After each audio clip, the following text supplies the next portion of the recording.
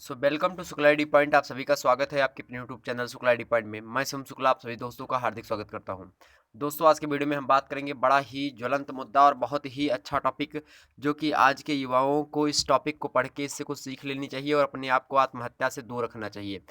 यह टॉपिक है उस समय का जब दुर्खीम महोदय थे और दुर्खीम ने अपनी पुस्तक में, जिस पुस्तक का नाम है ली सुसाइड, उस पुस्तक में इस सिद्धांत को वर्णित किया जिस सिद्धांत का नाम है the social theory of suicide, अर्थात आत्महत्या का सामाजिक सिद्धांत। आत्महत्या का सामाजिक सिद्धांत जो है यह आपके बीए सेकेंड ईयर में भी आप पढ़ते हैं और बीए थर्ड ईयर में जब आप जाते हैं तो वहाँ पर भी पढ़ते हैं। बीए सेकेंड ईयर में आप इसको जो है लगभग 21वें चैप्टर के अंदर पढ़ेंगे, लेकिन बीए थर्ड ईयर में जब आप जाएंगे तो दूसरे चैप्टर में इसको आपको देखने को मिल जाएगा कि दुर्खीम के आत्महत्या का सिद्धांत मतलब उसमें मिल जाएगा। और आपसे उसमें प्रश्न पूछता है कि दुर्खीम के आत्महत्या के सिद्धांत की आलोचनात्मक व्याख्या कीजिए, समालोचनात्मक व्याख्या कीजिए, या दुर्खीम की आत्महत्या को बताते हुए उनके सिद्धांतों पर फोकस करते हुए आत्महत्या के कारण एवं उसके परिणाम या फिर आत्महत्या के प्रकार को इंगित करिए और साथ ही साथ समालोचना करिए। इस प्रकार के कई प्रश्न पूछे जाते हैं बीए थर्ड ईयर में। इसी प्रकार से आपके बीए सेकंड ईयर में भी प्रश्न पूछे जाते हैं। बीए सेकंड ईयर में आपसे पूछेगा कि दुर्खीम द्वारा प्रस्तुत आत्महत्या सिद्धांत की विवेचना कीजिए। आपसे एक प्रश्न तो यह पूछ सकता है, या फिर आपसे आत्महत्या का अर्थ पूछ सकता है। आत्महत्या के अर्थ को हो सकता है आत्महत्या लिख दे आगे और आप मतलब कि आपका जो है अति लघुत्तरी में पूछ ले तो उसमें आपको 50 शब्द लिखेंगे। लघुत्तरी में पूछ लिया तो आपको जो है उसमें 200 शब्द लिखने पड़ेंगे। तो इस प्रकार से पूछ सकता है अलग अलग। या फिर पूछ सकता है कि जो है आत्महत्या जो है उसके प्रकार कौन कौन से, उसमें आप बता सकते हैं अहमवादी आत्महत्या, परमार्थवादी आत्महत्या और अस्वाभाविक आत्महत्या। इस प्रकार से तमाम आत्महत्या के प्रकार भी होते हैं। इन सभी को आज के मुद्दों में हम समझेंगे विस्तार से। एक एक मुद्दों को हम समझेंगे कि आखिरकार क्या क्या चीज़ें होती हैं, मतलब जो जो चीज़ें हमने बताई आत्महत्या के इस प्रकार में। अहमवादी आत्महत्या क्या है, परमार्थवादी आत्महत्या क्या है, अस्वाभाविक आत्महत्या क्या है, इन सभी को समझेंगे। और साथ ही साथ आत्महत्या के बहुत सारे कारणों को हम समझेंगे, जिसमें हम चर्चा करेंगे आत्महत्या के कारण में, जैसे कि जो है मनोव्याधि की अवस्थाएं आत्महत्या में किस प्रकार से महत्वपूर्ण भूमिका निभाती हैं। उसमें अब मनोव्याधि की अवस्थाएं मतलब होगा आपका पागलपन, जो है उसके बाद में स्नायु दोष, उसके बाद में मद्यपान वगैरह जो करते हैं आप, तो ये मद्यपान हमने पढ़ा ही दिया है। तो ध्यान रखेंगे बीए सेकंड ईयर में इसलिए इसको पढ़ाया जाता है चूँकि यह एक प्रकार से सामाजिक समस्या है। अब बीए सेकंड ईयर में इसलिए पढ़ाया जाता है चूँकि यह समस्या है। लेकिन अब बीए थर्ड ईयर में इसको क्यों पढ़ाया जाता है? क्योंकि बीए थर्ड ईयर का जब प्रथम प्रश्न पत्र आप पढ़ते हैं तो उसमें पढ़ते हैं सोशल। आप क्या पढ़ते हैं उसमें? उसमें आप पढ़ते हैं कि जो है सामाजिक जो है क्या सामाजिक विचारों का आधार। सामाजिक विचारों का आधार मतलब होता है फाउंडेशंस ऑफ सोशल थॉट। अब फाउंडेशंस ऑफ सोशल थॉट जब आप पढ़ते हैं तो उसमें जो है आत्महत्या के सिद्धांत को आपको पढ़ना होता है। ध्यान रखेंगे इस पे तमाम सारे जो है सिद्धांत हैं उन सभी को आपको पढ़ना होता है। उनमें जो है इनमें आत्महत्या का जो दुर्खीम के द्वारा दिया गया था वह भी बड़ा ही महत्वपूर्ण है। उसमें आप कॉम्टे के द्वारा जो आपका जो है पॉजिटिव दिया गया था उसको आपको पढ़ना होता है, पॉजिटिविज्म। उसके बाद में स्पेंसर के द्वारा जो सोशल जो है डार्विनिज्म दिया गया, मतलब कि सोशल उद्विकास का, सामाजिक उद्विकास का सिद्धांत, तो उसमें भी पढ़ेंगे आप थर्ड ईयर में भी। और उद्विकास जो है आप सेकंड ईयर में पढ़ते हैं।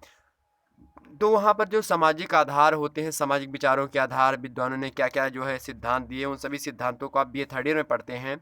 और उन सिद्धांतों में से जो समस्याएं होती हैं उन समस्याओं को आप पढ़ते हैं बीए सेकंड ईयर में। तो इसीलिए यह दोनों जो है दोनों के ईयर के लिए बड़ा ही महत्वपूर्ण है।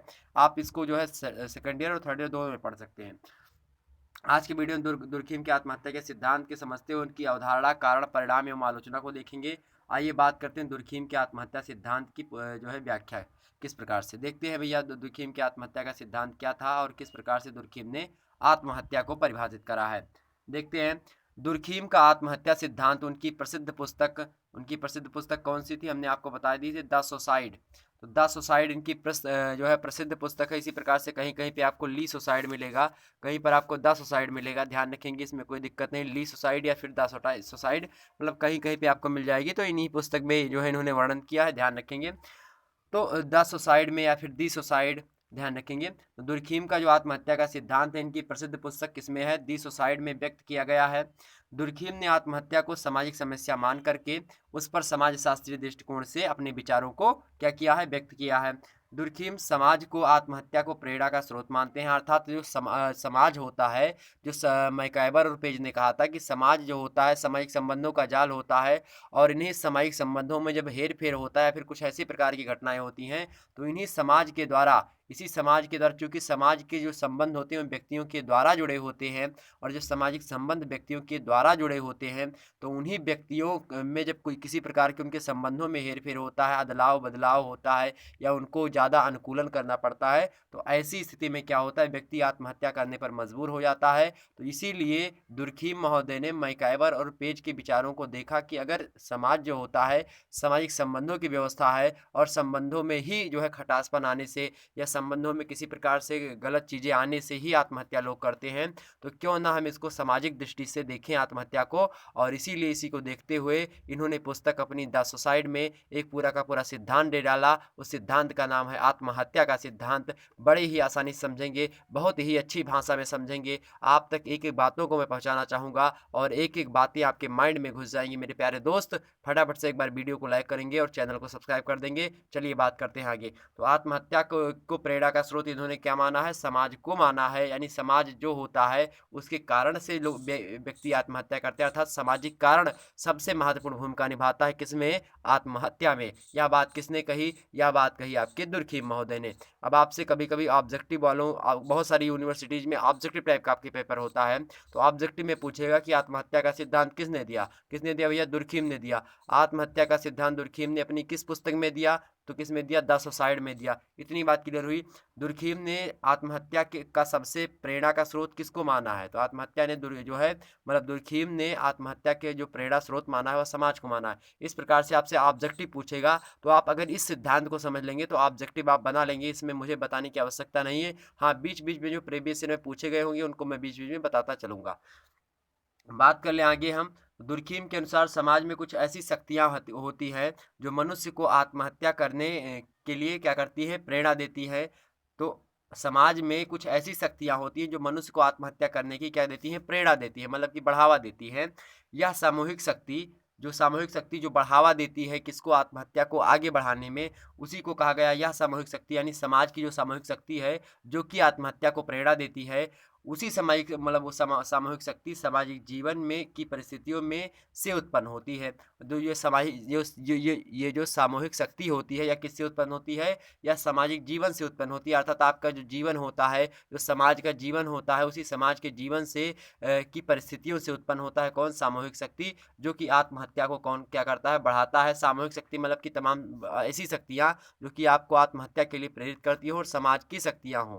ठीक, कुछ शक्तियाँ ऐसी होती हैं, जैसे कि मान लेते हैं बहुत सारे समाज हैं, मतलब समाज हैं, उनमें बहुत सारे लोग हैं, और वो लोगों की कुछ विचारधाराएं हैं। क्योंकि समाज को हम लोग नहीं कह सकते, क्योंकि समाज संबंधों की व्यवस्था होती है। तो जब संबंधों की व्यवस्था होती है, तो मान लेते हैं कोई ऐसा जो है विचारधारा जो है समाज में चल रहा है कि आप उसको नहीं कर सकते, लेकिन हो सकता है कि किसी गलती के कारण से आपने वह कार्य कर दिया। अब समाज के लोग आपका तिरस्कार करेंगे, आपको डांटेंगे, आपको मारेंगे, इस प्रकार से तमाम सारे दंड की व्यवस्था करेंगे।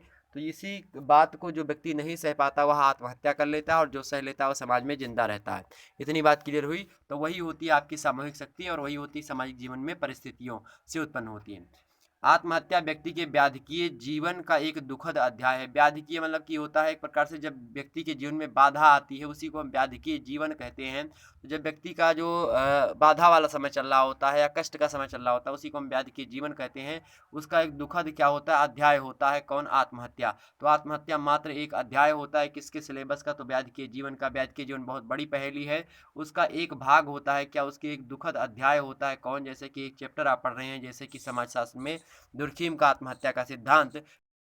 ठीक, तो हम व्याधिकीय जीवन को देखेंगे, तो व्याधिकीय जीवन में आप एक चैप्टर के बारे में देखेंगे, किसके दुखद अध्याय होता है कौन, आत्महत्या जो होती है, एक दुखद अध्याय किसका, व्याधिकीय जीवन का। तो आपसे पूछेगा व्याधिकीय जीवन का एक दुखद अध्याय है, तो आप बताएंगे आत्महत्या। ऑब्जेक्टिव वालों ध्यान से सुनिएगा। आगे बढ़ते हैं। व्याधिकीय दशाओं के लिए सामाजिक परिस्थितियां ही उत्तरदायी होती हैं। जब समाज की शक्ति एवं नियंत्रण व्यक्ति पर शिथिल हो जाता है, तो आत्महत्या की दर प्रभावित होती है। क्योंकि आत्महत्या की उत्पत्ति सामाजिक जीवन में निहित है, अतः उसका उपचार समाज में ही निहित है। जैसे दर्द दिल की दवा सिर्फ दिलदार है। मतलब कहने का मतलब यह है यहाँ पर कि जब आत्महत्या को बढ़ावा समाज देता है तो आत्महत्या को रोकने का कार्य भी समाज करता है। अर्थात जब उसके कारण जो होते हैं समाज से ही उत्पन्न होते हैं तो उसके उपाय जो होंगे वह भी समाज से उत्पन्न होंगे। इस बात से आप मुकर नहीं सकते। जैसे दवा कभी दारू का काम करती है, दारू कभी दवा का काम करती है और कभी नशा का काम करती है। इसी प्रकार से जैसे कहते नहीं, गाना आपने सुना होगा कि दर्द दिल की दवा सिर्फ दिलदार है। तो भाई अब दर्द दिलदार जो होता है वही दर्द देता है आपको, लेकिन फिर भी उसको बुलाने के लिए आप जब उसी को तो बुलाते हैं। जैसे कि मान लेते हैं कि आपको किसी ने धोखा दे दिया। अब धोखा देने के बाद में आप जो है, भले ही उसने ही धोखा दिया, उसके कारण से ही दुखी हैं आप, लेकिन फिर भी आप क्या कर सोचते हैं कि काश वो आ जाती या फिर काश वो आ जाता तो मेरा सारा दुख दर्द क्या होता, दूर हो जाता। तो ऐसे आप समझिए आत्महत्या को कि आत्महत्या ठीक उसी प्रकार से दर्द के समान है जिस प्रकार का दर्द आपको ब्रेकअप वगैरह के समय में मिलता है। ऐसे आप इसको समझ सकते हैं। तो ये परिस्थितियाँ जो होती समाज के द्वारा ही आत्महत्या को बढ़ावा मिलता है, इसीलिए समाज में ही इसका उपाय ही निहित होता है। कहने का मतलब यह है कि जब समाज की शक्ति एवं नियंत्रण व्यक्ति पर शिथिल हो जाता है, समाज का मतलब समाज का जो नियंत्रण और समाज की जो शक्ति होती है और सामाजिक नियंत्रण के बहुत सारे पहलू होते हैं, वो सारे के सारे व्यक्ति पर सही तरीके से नहीं लागू हो पाती, इसका मतलब शिथिल हो जाते हैं, तो आत्महत्या की दर में क्या होती है, प्रभावित होती है। इससे आत्महत्या बढ़ती या घटती रहती है। क्योंकि आत्महत्या की उत्पत्ति सामाजिक जीवन में ही निहित होती है, इसलिए इसका उपचार भी समाज में ही निहित होता है। आइए बात करते हैं कैसे। दुर्खिम का आत्महत्या का सिद्धांत तीन जो है मतलब ग्रंथ 3 में विभक्त है। आत्महत्या ग्रंथ 3 में विभक्त है। आइए देखते हैं। पहला जो है मुद्दा, प्रस्तावना में आत्महत्या की वैज्ञानिक परिभाषा दी गई है। इसमें आत्महत्या में मतलब इनकी जो सिद्धांत दिया गया उसमें जो है आपके ग्रंथ 3 में जो है इसकी परिभाषा जो है एक प्रकार से दी गई है। प्रस्तावना वह होता है, प्रस्तावना जैसे कि मान लेते हैं एक प्रकार से ब्यौरा। जैसे मैं आपको जब वीडियो बनाता हूं तो उसमें शुरुआत में बता देता हूं प्रस्तावना, तो वही प्रस्तावना मतलब शुरुआत में बता देता हूं कि वीडियो में हम कारण परिणाम इन सभी पर चर्चा करेंगे, तो वही होती है आपकी क्या, प्रस्तावना। उसी को हम क्या कहते हैं, उसी को हम प्रस्तावना कहते हैं। ध्यान रखेंगे इतना बात। आइए चर्चा करते हैं और आगे। तो प्रस्तावना में आत्महत्या की वैज्ञानिक परिभाषा दी गई है। इसमें आत्महत्या में क्या किया गया है, सामाजिक परिस्थितियों को उत्तरदायी माना गया है। ठीक, किसमें, उसमें जो है प्रस्तावना में, जो आत्महत्या के सिद्धांत के। आगे बढ़ते हैं। सामाजिक परिस्थितियों को, अगला मुद्दा समझिए, सामाजिक परिस्थितियों को उत्तरदायी माना गया है। प्रथम अध्याय में अन्य विद्वानों के विचारों की आलोचना की गई है।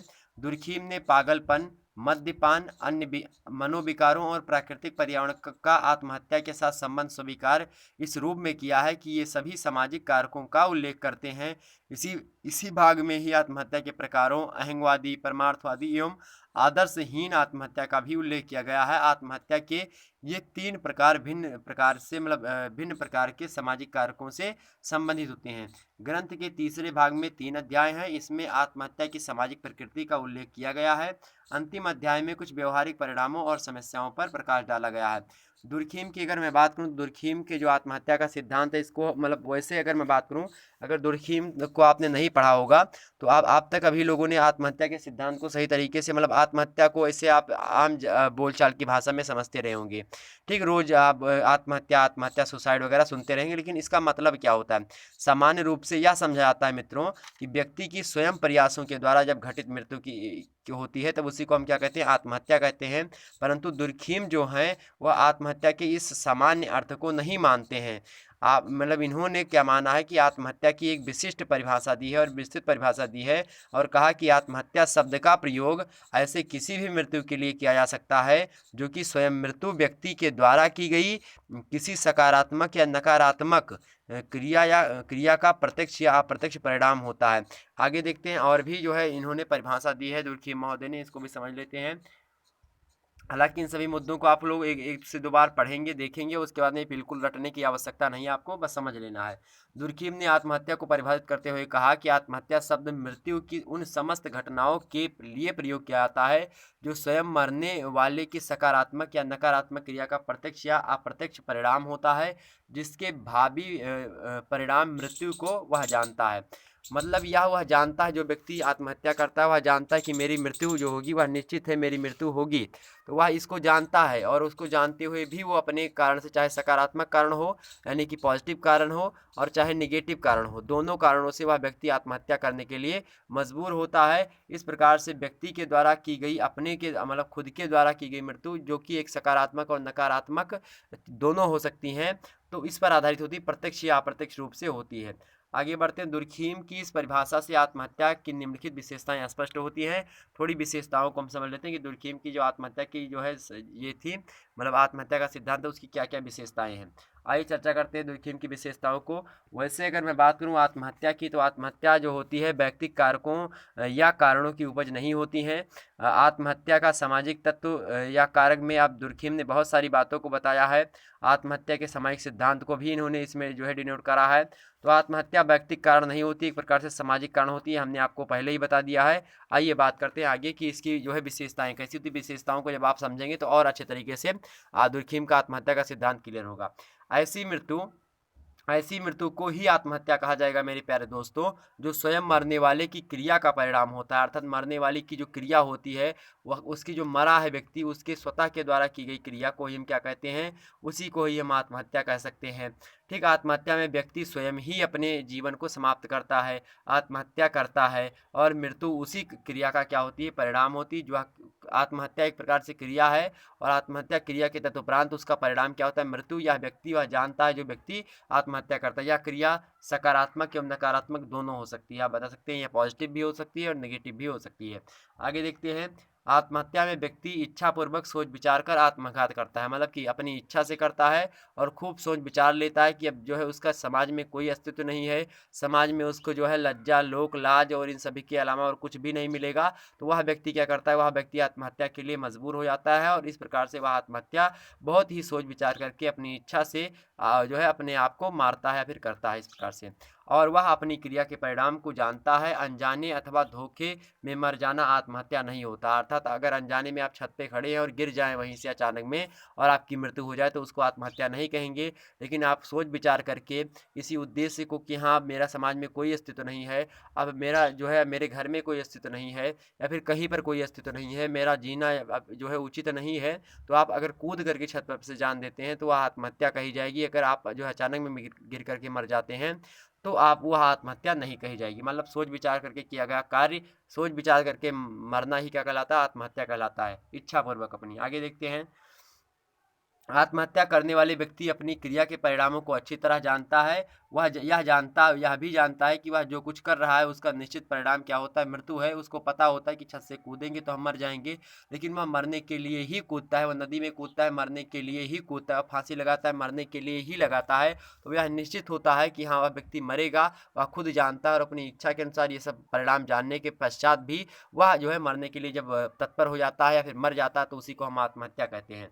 आगे देखते हैं। आगे विशेषताओं को समझेंगे, और भी महत्वपूर्ण चीजें हैं, आगे समझिए। आत्महत्या के साथ जानबूझ कर की जाने वाली क्या होती है, आत्मघाती क्रिया का परिणाम होती है। इस प्रकार यह एक व्यक्तिगत मामला होता है।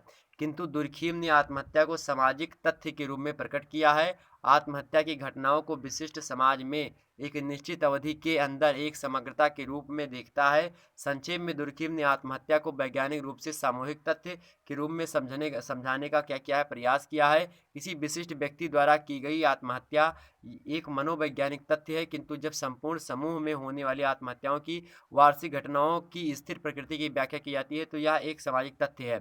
दुर्खीम यह नहीं मानते हैं कि किसी एक व्यक्ति के पनपने से समाज मतलब कि वह आत्महत्या करता है, मतलब कि व्यक्ति के अंदर स्वतः ही यह बात नहीं उत्पन्न होगी कि वह आत्महत्या करे, जब तक उस पर समाज के द्वारा या फिर और भी तमाम सारे लोगों के द्वारा जब तक उस पर दबाव या फिर कुछ ऐसी कंडीशन नहीं बनती है। तो जब हम पूर्ण रूप से इस पर गहन अध्ययन करेंगे दुर्खीम महोदय के अनुसार, तो उसमें हम देखेंगे कि जो है इसमें सामाजिक कारक कहीं ना कहीं पे बहुत अच्छी तरीके से भूमिका निभाते हैं आत्महत्या को बढ़ावा देने में। इसलिए यह व्यक्तिगत कारण नहीं हो सकता, मतलब व्यक्ति पर्सनल जो बताते हैं कि हाँ व्यक्तिगत कारण मतलब होता है पर्सनल, कि व्यक्ति खुद ही मर जाए, मतलब उसके समाज का कोई दोष ना हो व्यक्ति के मरने में, और खुद ही व्यक्ति जब मर जाए तो उसी को हम कहते हैं व्यक्तिक जो है परिणाम, व्यक्तिक कारण होता है आत्महत्या का। लेकिन व्यक्तिक कारण बहुत जो है 0% या 10% के आसपास जो है हावी होता है, जबकि जो सामूहिक कारक जो होता है, या फिर जो आपके जो है एक प्रकार से, हाँ, सामूहिक कारक ही बोल सकते हो या सामाजिक कारक बोल सकते हो आप, यह कारक जो होते हैं या फिर यह कारण और कारक लगभग एक ही होते हैं, इसमें आपको कंफ्यूजन नहीं होना है। आपसे एग्जाम में कारक पूछे तो भी वही लिखने हैं, और जो है आपसे कारण पूछे तो भी वही लिखने, कारण और कारक एक ही होता है। तो सामाजिक और सामूहिक ये कारक जो होते हैं व्यक्ति को आत्महत्या करने के लिए बाध्य कर देते हैं। व्यक्ति भले ही खुद आत्महत्या करता है, लेकिन कहीं ना कहीं पे उसके पीछे किसका हाथ होता है? समाज का हाथ होता है, सामाजिक संबंधों का हाथ होता है। इसीलिए दुर्खिम महोदय ने इस पर गहनता से अध्ययन किया और इस प्रकार की बातों को कहा कि यह एक प्रकार से व्यक्ति का अध्ययन नहीं या फिर व्यक्तिगत मामला नहीं होता, यह एक सामाजिक मामला होता है। सामाजिक कारक इसके पीछे जिम्मेदार होता है। आइए आगे बढ़ते। तो यही बात इसमें हमने जो पढ़ा, यही बात सम्मिलित थी, जो हमने आपको समझा दिया अच्छे से। आगे थोड़ा बढ़ते हैं। अगर अच्छे से समझ में आ रहा है मेरे प्यारे दोस्त तो फटाफट से वीडियो को लाइक करेंगे। चले आगे बढ़ते हैं, आत्महत्या के कारण को देख लेते हैं। आत्महत्या आपको समझ में आ गई कि आत्महत्या क्या होती है, विशेषताओं को समझा, आप लोगों को यह पता हो गया होगा आत्महत्या क्या होती है। अभी आगे चल करके आप जब बढ़ेंगे तो हम आत्महत्या जो है कौन से व्यक्ति ज़्यादा करते हैं इस पर भी बताऊँगा, ठीक, ध्यान रखेंगे। अभी चलिए आत्महत्या के कारण को समझिए, आत्महत्या क्यों करते हैं लोग। ठीक, दुर्खिम ने आत्महत्या के मनोवैज्ञानिक, जैविकीय, प्राकृतिक एवं सामाजिक आदि अनेक कारणों का उल्लेख किया है। वास्तविक प्रेरणा शक्ति तो सामाजिक दशाओं में ही निहित होती है। दुर्खिम के अनुसार आत्महत्या के प्रमुख कारण निम्नलिखित होते हैं। इन्होंने वास्तविक क्या बताया? वास्तविक प्रेरणा शक्ति जो होती है सामाजिक दशाओं में निहित होती है, और जो यह वास्तविक प्रेरणा शक्ति होती है यही आत्महत्या करने के लिए व्यक्ति को क्या करती है? बाध्य करती है। इसलिए जो है सामाजिक कारक, that is most important reason of जो है सुसाइड। ओके, ध्यान रखेंगे इतनी बात। देखते हैं, पहला कारण है आपका मनोव्याधि की अवस्थाएं। मनोव्याधि की अवस्थाएं एवं आत्महत्या, अर्थात मनोव्याधि की जो अवस्थाएं होती है इसके कारण से किस प्रकार से लोग आत्महत्या करते हैं, इस बात का मेंशन इसके अंतर्गत हम करेंगे। इसमें पागलपन के द्वारा आत्महत्या देखेंगे, स्नायु दोष के द्वारा आत्महत्या और मद्यपान के द्वारा आत्महत्या को हम देखेंगे। इस प्रकार से आप समझा सकते हैं बड़ी ही आसानी से, इसमें आपको कोई कन्फ्यूजन नहीं होनी चाहिए। मुझे नहीं लगता कि आपको इसमें कोई कन्फ्यूजन होता है। आगे बढ़ते हैं। तो मनोवैद्यकीय होता है कि आपके जो मन की बाधाएं हैं या फिर मन के दोष हैं, उनमें जो उनके कारण से जो आत्महत्या उत्पन्न होती है वह किस प्रकार से होती है, वह कारण कैसे जिम्मेदार होता है किसी व्यक्ति को आत्महत्या करने के लिए, उसके जो मनोव्याधि के कारण होते हैं वह कैसे जिम्मेदार होते हैं, इस बात को हम इसमें समझेंगे। बात करते हैं कि आत्महत्या के जो मनोव्याधि के कारक हैं या फिर मनोव्याधि की अवस्थाएं हैं वह किस प्रकार से आत्महत्या को प्रेरित करती हैं, उन्हीं मुद्दों को समझते हैं। आत्महत्या के मनोव्याधि के कारकों में इमाइल दुर्खिम का पूरा नाम है इमाइल दुर्खिम। तो इमाइल दुर्खिम ने पागलपन, आत्मोन्माद, स्नायु दुर्बलता एवं और मद्यपान आदि को सम्मिलित किया है। आइए बात करते हैं एक को। तो पहला समझते हैं पागलपन के कारण से किस प्रकार लोग आत्महत्या करते हैं, इसको समझते हैं। दुर्खिम ने पागलपन को एक ऐसी बीमारी बताया मेरे प्यारे दोस्त, जो किसी समाज में किसी समाज में तुलनात्मक दृष्टि से अस्थायी होता है। पागलपन एक मानसिक अलगाव की स्थिति होती है, अर्थात जब व्यक्ति एक प्रकार से जब पागल हो जाता है। पागल कब होता है व्यक्ति? से अब मान लेते हैं अजय देवगन को देखा होगा आपने, मूवी एक दिलवाले, बड़ी फेमस मूवी थी जो अपने ज़माने में आई थी, तहलका मचा दी थी इसने। तो यह जो मूवी है इसमें अजय देवगन को पागल दिखाया जाता है। तो पागल व्यक्ति क्या होता है? वह समाज की जो दृष्टि होती है या फिर समाज के जो कर्तव्य होते हैं या फिर समाज के जो मापदंड या फिर नियम वगैरह होते हैं, उन सभी नियमों को से अनभिज्ञ हो जाता है और जानता नहीं है कि हाँ क्या करना चाहिए क्या नहीं करना चाहिए। इस प्रकार से वह आत्महत्या कर सकता है। तो पागल व्यक्ति आत्महत्या जो है वो कर सकता है क्योंकि उसको यह नहीं पता होता कि समाज में क्या उचित है क्या अनुचित है। ठीक, तो इसके लिए पागलपन भी कहीं ना कहीं पे आत्महत्या के लिए जिम्मेदार है। यह बात यहाँ पर ये बताते हैं। आत्महत्या वाले पागल है वो खुद के मार लिया कहीं जा करके, तो वो भी एक प्रकार से अब सोच विचार के वो सोचा हो ना विचारा हो, तो उसमें वो मैटर नहीं करता कि सोच विचार करके पागल व्यक्ति मारेगा। अगर वो सोचने विचारने के लिए उसके पास क्षमता होती तो वह क्यों जो है क्यों पागल ही होता। ध्यान रखेंगे। एक बात और समझते हैं, जब भक्ति और पागलपन हम देखते हैं तो भक्ति और पागलपन में बस थोड़ा सा अंतर होता है, अर्थात दिवालियापन, पागलपन, ये सब एक ही बात होती है, तो समझेंगे।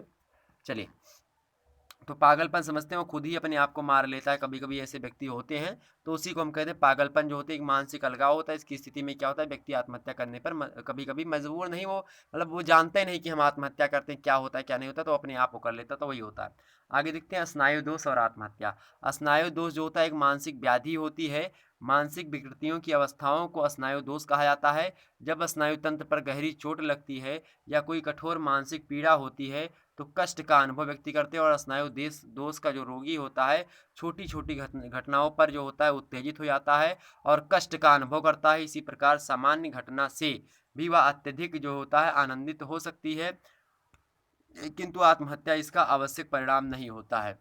मतलब समझिए इसका एक बार जो है स्नायु दोष क्या होता है। स्नायु दोष नाम की एक बीमारी होती है। जब वह बीमारी आपके अंदर हो जाती है तो ऐसे में क्या होता है, कोई बात अगर थोड़ी सी बात हुई, हर एक छोटी छोटी बातों को आप दिल पे ले लेते हो, तो उसी को एक दिल पे ले लेना ही क्या एक प्रकार से स्नायु दोष होता है।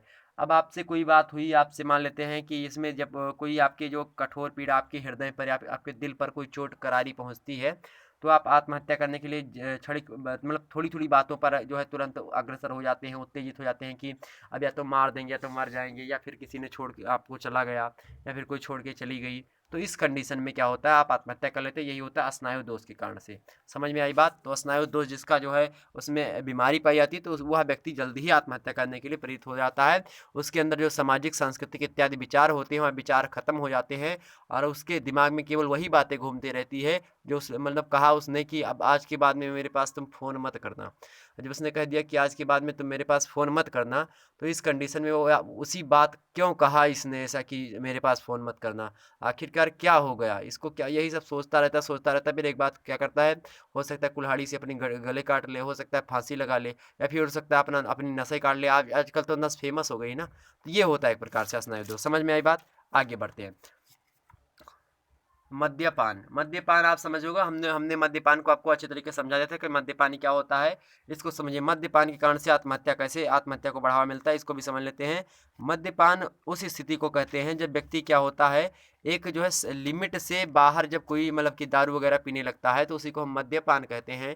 मद्यपान में नशाखोरी भी आती है, आपका गुटखा, बीड़ी, सिगरेट, दारू, गांजा, अफीम, चरस, हीरोइन, इन सभी का अगर आप जो है एक निश्चित मात्रा के ऊपर सेवन करते हैं, जिससे आपके जो विचार हैं, जो सामान्य विचार होते हैं, उन सामान्य विचारों की अपेक्षा आपके विचार कहीं ना कहीं पे उस सामान्य विचारों से अलग हो जाते हैं, और इस स्थिति में आप सामाजिक मापदंडों, सामाजिक मूल्यों और नैतिक कर्तव्यों से वंचित हो जाते हैं। मतलब वो नैतिक कर्तव्य, सामाजिक मूल, सामाजिक मापदंड जो होते हैं उनको आप नहीं मानते हैं। तो ऐसी कंडीशन जो होती है यह मद्यपान की स्थिति कहलाती है। अर्थात लगातार किसी जो है नशीले पदार्थ का सेवन करते रहना, उसी को हम मद्यपान कहते हैं। और मद्यपान जो होता है उसको हम समझ लेते हैं इसके कारण से आत्महत्या को कैसे बढ़ावा मिलता है। आइए देखते हैं। कुछ लोग मद्यपान को ही आत्महत्या का कारण बताते हैं। मद्यपान को पागलपन का ही एक रूप कहा जा सकता है, क्योंकि जब मद्यपान व्यक्ति करता है तो एक प्रकार से पगला जाता है और उसके अंदर सोचने विचारने की कोई क्षमता नहीं होती। वह खुद उसका शारीरिक और मानसिक जो नियंत्रण होता है वह उसके हाथ में नहीं रह जाता। आप देखते हैं जब दारू पी करके कोई आता है तो समाज के लोगों को गाली देता है, उसके बाद में चलता है तो लड़खड़ाता है, कभी कभी आता है तो गिर भी जाता है। इस प्रकार से तमाम सारी ऐसी कंडीशन होती है। उसके मतलब उसका जो चित्त होता है वह उसके पास नहीं रहता, और इस प्रकार से वह एक प्रकार से सामाजिक चीज़ों को ध्यान में न रख करके हुए अनैतिकता का व्यवहार करने लगता है। जब ऐसी कंडीशन आती है तो एक प्रकार से वह पागलपन का ही द्योतक है, पागलपन का ही दिखावा करता है। तो एक प्रकार से जो व्यक्ति मद्यपान या फिर नशा करता है वह एक प्रकार से पागल ही उसको हम कह सकते हैं, क्योंकि मद्यपान के बाद व्यक्ति का मस्तिष्क जो संतुलन होता है वह बिगड़ जाता है, उसके कंट्रोल में नहीं रहता है। दुर्खीम ने फ्रांस में आत्महत्याओं की संख्या तथा मद्यपान की अपराधियों की संख्या की तुलनात्मक विश्लेषण के आधार पर स्पष्ट किया यह बात कि इन दोनों में कोई संबंध नहीं होता है। फ्रांस के जिन प्रदेशों में शराब अधिक पी जाती है उन प्रदेशों की तुलना में अन्य प्रदेशों में आत्महत्या की दर अधिक है। अब दुर्खीम ने इस बात को नकार दिया। नकारा क्या, लोगों ने कहा कि जो है लोग दारू पीने से या फिर नशा करने से, मद्यपान करने से क्या करते हैं, आत्महत्या करते हैं। तो दुर्खीम गए। दुर्खीम जो फ्रांस है उसको सुरा और सुंदरियों का देश कहा जाता है। फ्रांस को सुरा और सुंदरियों का देश कहा जाता है। वहाँ पर मदिरा पान को एक प्रकार से बहुत ज़्यादा मदिरा पान होता है वहाँ पर फ्रांस में। अब मदिरा पान मतलब कि वहाँ पर बहुत ज़्यादा मात्रा में दारू पी जाती है। तो उन्होंने फ्रांस के 2 राज्यों का अध्ययन किया। तो एक राज्य में हो गए जहाँ पर मदिरा सबसे ज़्यादा पान होता है, तो वहाँ पर गए उन्होंने, जहाँ सबसे ज़्यादा मदिरा पान होता था वहाँ पर देखा कि कितने लोग आत्महत्या करते हैं, सर्वेक्षण किया ज़मीनी स्तर पर।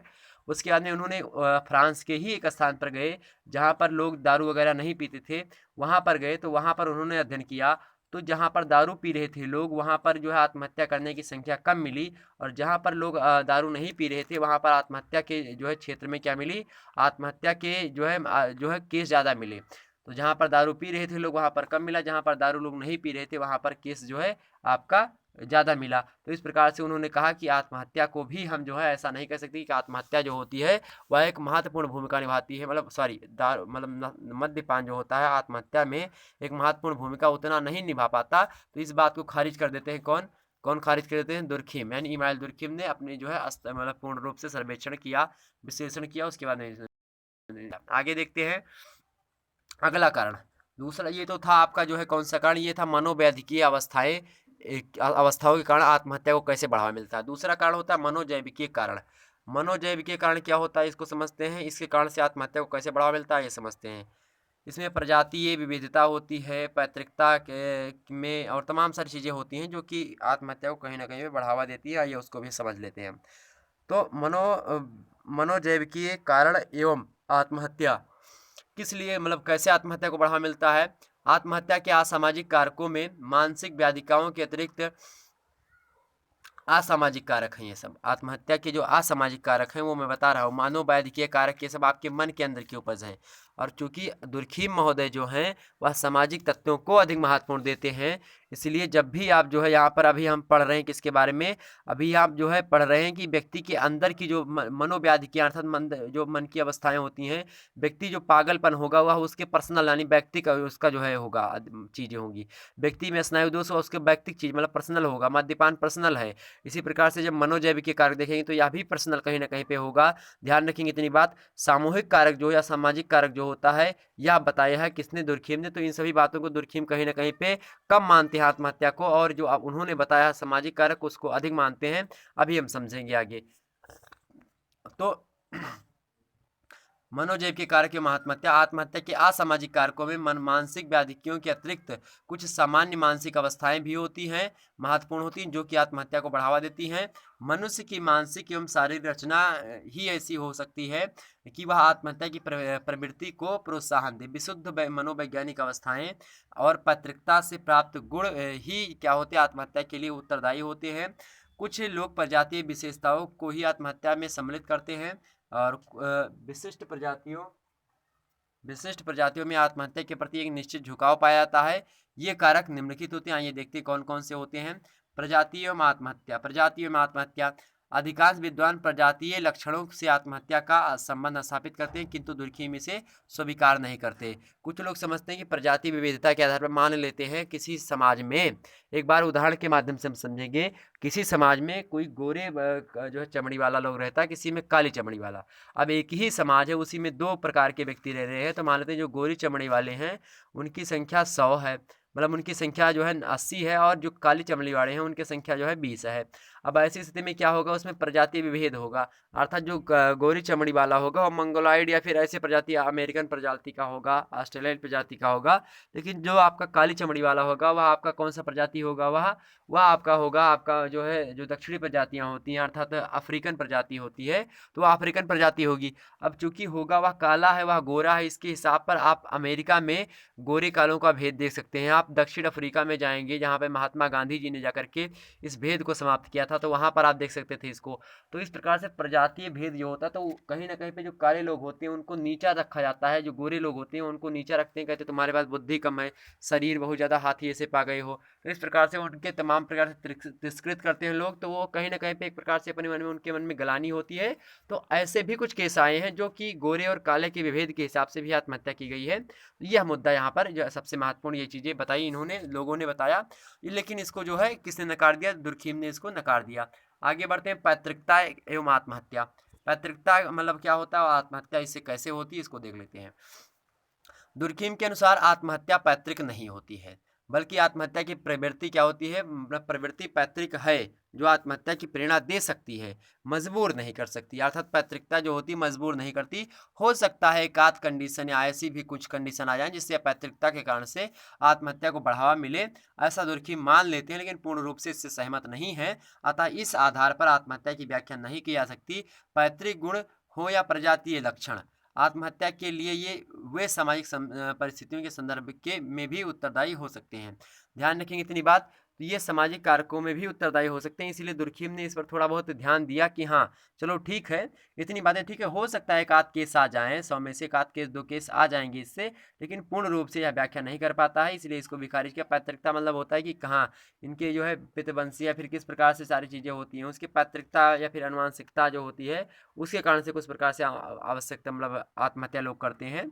तो वो एक प्रकार से इसको नगण्य माना और इसको जो है अस्वीकार किया किसने, आपके दुर्खीम महोदय ने। लेकिन हाँ कुछ हद तक इसको मान लिया। आगे देखते हैं जलवायु एवं आत्महत्या। दूसरा है भौगोलिक दशाएं एवं आत्महत्या। कुछ लोग ऐसे भौगोलिक दशाओं की समझते हैं। भौगोलिक दशाओं में आत्महत्या कैसे होती है उसको देख लेते हैं। कुछ विद्वान भौगोलिक दशाओं को आत्महत्या का कारण मानते हैं। भौगोलिक कारण निम्न है।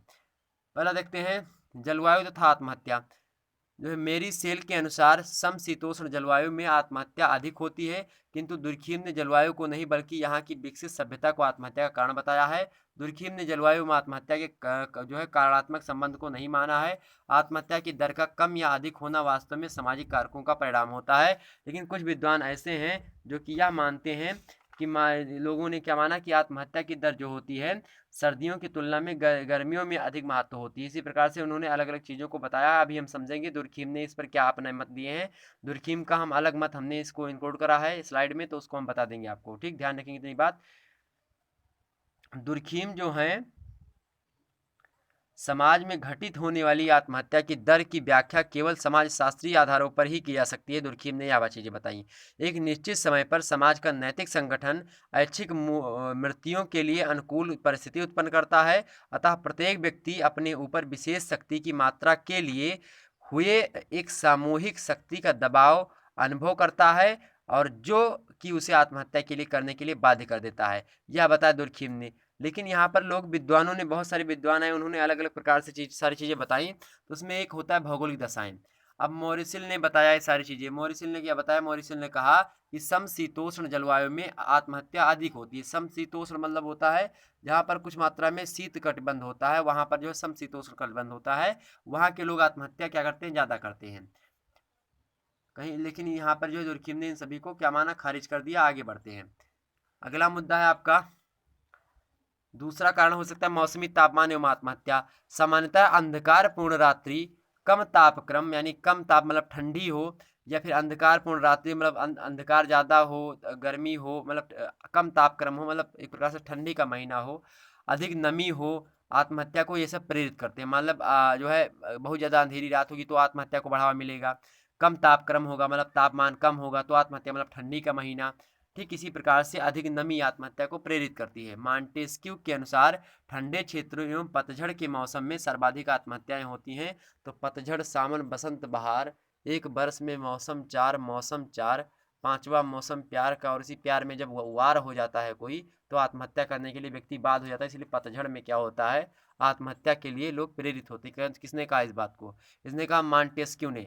मॉन्टेस्क्यू ने कहा कि ठंडे देशों में एवं पतझड़ के मौसम में क्या होता है, सर्वाधिक आत्महत्याएं होती। जो मौसम इस समय चल रहा है ना, ये पतझड़ का ही मौसम कहीं ना कहीं पर है, यहाँ पर आत्महत्याएं जो होती हैं अधिक मात्रा में होती हैं।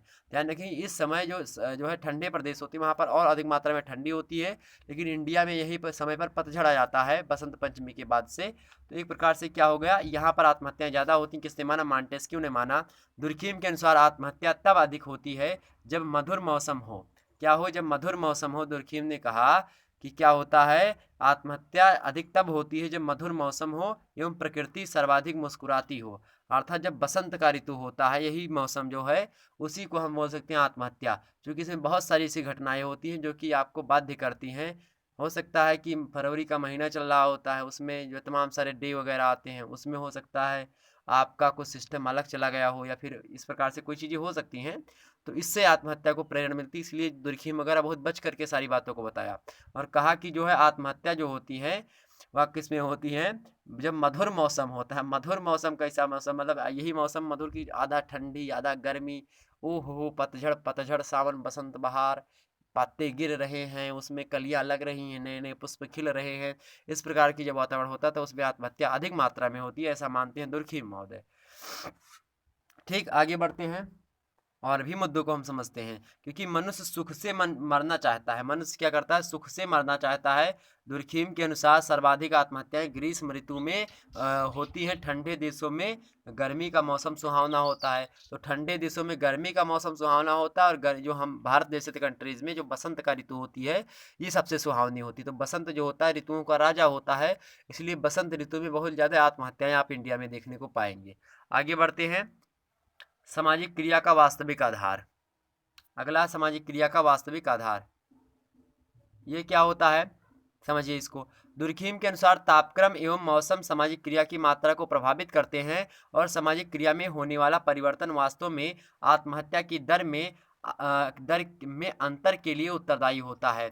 दुर्खिम ने इसे पुष्ट करने के लिए दिन, सप्ताह और महीनों की अवधि की लंबाई का आत्महत्या के साथ संबंध दर्शाया। सामाजिक क्रिया में तीव्रता आत्महत्या को बढ़ाती है। सामाजिक क्रिया में तीव्रता होती है तो आत्महत्या बढ़ जाती है। विश्राम के समय आत्महत्या कम होती है। जो व्यक्ति विश्राम कर रहा होता है तो आत्महत्या कम होती है। जब व्यक्ति ज़्यादा काम करता है या फिर ज़्यादा जो माइंडली डिस्टर्ब हो जाता है काम करते, चाहे वो मानसिक कार्य हो चाहे सामाजिक कार्य हो, अगर कोई भी प्रकार का कार्य लगातार व्यक्ति करता है तो कहीं ना कहीं पे वह उससे ऊब जाता है, और ऊबने के तदुपरांत वह आत्महत्या के लिए प्रेरित हो जाता है। ध्यान रखिए। तो विश्राम के समय आत्महत्या कम होती है और क्रिया के समय आत्महत्या ज़्यादा होती है। यही बात जो है ऊपर से नीचे तक हमने पढ़ा, इसमें यही बात आत्महत्या की सिद्धांत में दुर्खिम महोदय ने बताई है, यहाँ से हमने पढ़ा। आगे देखते हैं। इसी प्रकार शुक्रवार, शनिवार एवं रविवार को आत्महत्या कम होती है। कब कब? शुक्रवार, शनिवार, रविवार। काहे कम होती? क्योंकि ये वीकेंड होता है। यहाँ पर लोग मूवी वगैरह देखने चले जाते हैं, इसलिए मन उनका फ्रेश हो जाता है। लेकिन जब सोमवार और ये सब दिन आते हैं आपके, चूँकि इसमें इन दिनों में सामाजिक क्रिया में शिथिलता आती है, मतलब छुट्टी होती है, वीकेंड होता है, इसमें छुट्टी मिलती है लोगों को, तो लोग काम कुछ कम करते हैं, अपने परिवार के साथ जीवन यापन करते हैं। तो इससे क्या होता है? कहीं ना कहीं पे आत्महत्या की दर में कमी आती है। लेकिन जब आपका जो है शुक्रवार, शनिवार एवं रविवार जब होता है, तो इसमें क्या होता है? इसमें लोग आत्महत्या कम करते हैं। लेकिन सोमवार आप देखेंगे, मंगलवार देखेंगे, बुधवार और बृहस्पतिवार, इन दिनों को आत्महत्या में तीव्र आप देखेंगे, क्योंकि इस दिनों व्यक्ति का काम जो होता है चरम सीमा पर होता है, और व्यक्ति क्रियाशीलता में एक प्रकार से व्यस्त होता है, अपने कार्य में व्यस्त होता है, अपने काम बहुत तगड़े तरीके से कर रहा होता है। तो इसमें हो सकता है वह जो है क्या कर ले? आत्महत्या कर सकता है। ठीक। लेकिन जब वह अपने घर पर रहता है, मूवीज वगैरह देखने चले जाता है वीकेंड में, शुक्रवार, शनिवार, रविवार के दिन, तो आत्महत्या में कमी आ जाती है। ध्यान रखेंगे। यह बात किसने बताई? आत्महत्या मतलब किसने बताई? दुर्खिम महोदय ने। क्योंकि इन दिनों सामाजिक क्रिया में शिथिलता आती है। अस्पष्टता भौगोलिक कारकों का आत्महत्या में सीधा संबंध नहीं होता, वरन सामाजिक क्रिया की तीव्रता एवं शिथिलता आत्महत्या को प्रभावित करती है। मतलब कि जब सामाजिक कार्य ज़्यादा होंगे तो आत्महत्या ज़्यादा होगी, सामाजिक कार्य में शिथिलता मतलब कमी आएगी तो जो है आत्महत्या में कमी आएगी। यह बात किसने कही? यह बात दुर्खिम महोदय ने कही। आपसे पूछे कि दुर्खिम के अनुसार आत्महत्या किस दिन नहीं होती, मतलब किन किन दिनों में नहीं होती है, तो आप उसमें मतलब किन किन दिनों में कम होती है, तो आप बताएंगे शुक्रवार, शनिवार, रविवार, वीकेंड मतलब कि सप्ताह के अंत में। अब शुक्रवार, शनिवार, रविवार, इन तीनों दिन अधिकतर छुट्टी होती है, अधिकतर ऑफिस वगैरह में, या फिर आप कहीं ना कहीं पे देखेंगे तो संडे को तो छुट्टी होती है, बाकी शनिवार को भी अधिक मात्रा में छुट्टी होती है, और कहीं कहीं पर जो है शुक्रवार को भी छुट्टी हो जाती है। समझ में आई बात? या शुक्रवार को छुट्टी नहीं होती तो सोचते हैं कि हाँ कल और परसों छुट्टी है, कल मूवी देखने जाएंगे, कबीर सिंह लगी है या फिर और कोई मूवी लगी है। तो इस प्रकार से वो क्या करते हैं? मूवीज देखने के लिए मरते रहेंगे कि हाँ ये वीकेंड मना ले, उसके अंदर सोमवार को हम आत्महत्या करेंगे, ऐसा सोचते हैं। समझ में आई बात? आगे बढ़ते हैं। तो कुल मिलाकर के यह बात अगर आपसे एग्जाम में पूछी जाए तो आप आसानी से बता सकते हैं ना। समझ में आ रही बातें? बिल्कुल समझ में आएगी। अगला आप देखते हैं आत्महत्या के प्रकार। आत्महत्या के प्रकार क्या क्या है, इसको भी समझ लेते हैं। आत्महत्या के प्रकार में आप समझ सकते हैं, दुर्खिम ने आत्महत्या के निम्नलिखित प्रकारों का उल्लेख किया। उनमें पहला है अहंगवादी आत्महत्या। क्या है? अहंगवादी आत्महत्या है। अहंगवादी आत्महत्या वह आत्महत्या होती है जिस आत्महत्या में क्या होता है, यह आत्महत्या उस समय घटित होती है जबकि व्यक्ति यह महसूस करने लगता है कि जिस समूह का वह सदस्य है वह समूह उसका तिरस्कार करता है, वह समूह उसका बहिष्कार करता है, अवहेलना कर रहा होता है। ऐसी स्थिति में उसके आत्मसम्मान को आघात पहुंचता है, और उसमें यह भावना पनप जाती है कि दुनिया में उसकी परवाह करने वाला कोई नहीं है। ऐसी अवस्था में वह अपने आत्मसम्मान की रक्षा आत्महत्या करके कर देता है। ध्यान रखेंगे, यह हो गई आपकी अहंगवादी आत्महत्या। ध्यान रखेंगे क्या हो गई? यह अहंगवादी आत्महत्या हो गई। इसमें आपका परिवार हो गया, आपका परिवार मान लेते हैं आपको आपके परिवार के द्वारा आपको जो है आप अपने परिवार में है, परिवार के लोगों ने आपका बहिष्कार कर दिया, तिरस्कार कर रहे हैं, आपको लगातार डांट डपट रहे हैं, लगातार आपके जो है चीज़ों को अवमानना कर रहे हैं, आपको मार रहे हैं, तो इस दशा में क्या होगा, आप जो है आपका क्या करेंगे, मतलब आप आत्महत्या करने के लिए क्या हो जाएंगे, मजबूर हो जाएंगे, बाध्य हो जाएंगे।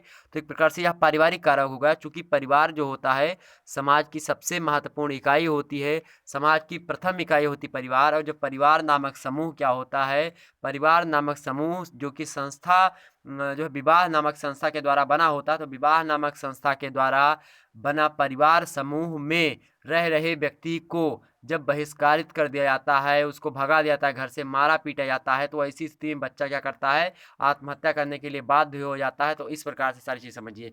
या फिर कोई ऐसा समूह होता है, 4-6 लोगों की टोली हो, मित्र हों आपके, 4-6 मित्र हों, उनमें से आपको बहिष्कार करे, हमेशा आपको नीचा दिखाए, तो ऐसी स्थिति में हो सकता है। इसको अहंगवादी आत्महत्या हम कहते हैं। अहमवादी मतलब जब उसके मान सम्मान को ठेस पहुंचे व्यक्ति को, और वह अपने मान सम्मान की रक्षा के लिए उसके पास केवल एक ही रास्ता बचे कि वह मृत्यु के घाट उतर जाए, तो उस आत्महत्या को हम अहंगवादी आत्महत्या कहते हैं। उसी बात को यहाँ पर नीचे लिखा होगा कि अहंगवादी आत्महत्या समाज में अतिशय व्यक्तिकता की स्थिति आत्महत्या की दर में वृद्धि करती है। यही अहमवादी आत्महत्या होती है। अहंगवादी आत्महत्या का प्रमुख कारण उन सामाजिक समूहों का असंगठन एवं विघटन है जिसका सदस्य व्यक्ति होता है। मतलब हमने आपको समझा दिया, वही चीज़ें हैं यहाँ पर लिखी हुई हैं।